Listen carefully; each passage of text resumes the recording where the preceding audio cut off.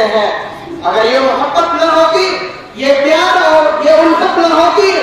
اور شانہ بشانہ ہو کر یہ ہندوستان میں رہنے والے آپس میں بھائی چارے کو زندہ نہ کرتے، پیار و محبت کا ثبوت نہ دیتے، خدا کی قسم یہ ملک قیامت کی صبح تک آزاد نہیں ہو سکتا تھا۔ میرے دوستوں، اگر کسی جنگ کی ہار کا کوئی سامان ہوتا ہے، اگر کسی بستی کے لٹنے کا کوئی سامان ہوتا ہے، اگر کسی شہر کے اجڑنے کا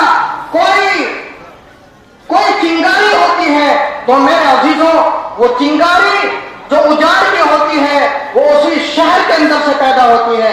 اگر کسی بستی کے اجڑنے کا کوئی سبب ہوتا ہے تو وہ اجاڑ کی چنگاری اور وہ فتنہ اسی بستی سے پیدا ہوتا ہے، جس کو کہتے ہیں بغل کا سانپ۔ اور بارسال دیگر کہ گھر کا بھیدی لنکا ڈھائے، گھر کا بھیدی لنکا ڈھائے۔ تاریخ اس بات کی شاہد ہے، اگر کسی غزوے کے اندر، اگر کسی جنگ کے اندر، اگر کسی جہاد کے اندر کوئی شکست پائی گئی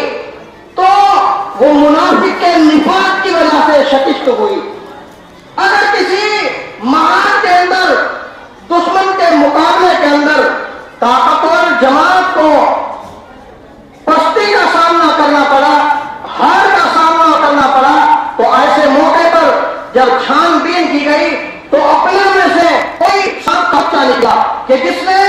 اپنے راز سے دشمن کو جانکاری دی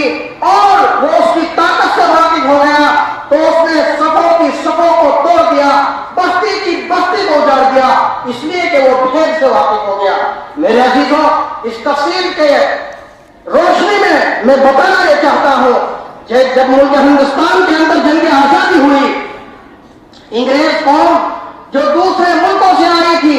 برطانیہ اور اسی طریقے سے برٹش گورنمنٹ اور انگریز قوم جو انگریزی سامراج یہاں آیا تھا، وہ بزنس کی نیت سے آیا تھا۔ اور ایک بات یہ بھی بتاتا چلو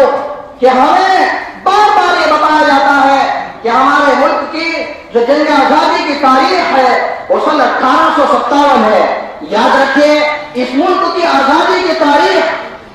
سن 1857 نہیں ہے، بلکہ یہ ایک مستقل تحریک ہے، یہ ایک لمبا زمانہ ہے، تقریباً 200 سال کا زمانہ ہے کہ جس زمانے کے اندر انگریزوں سے جنگ آزادی لڑی گئی۔ اس کی شروعات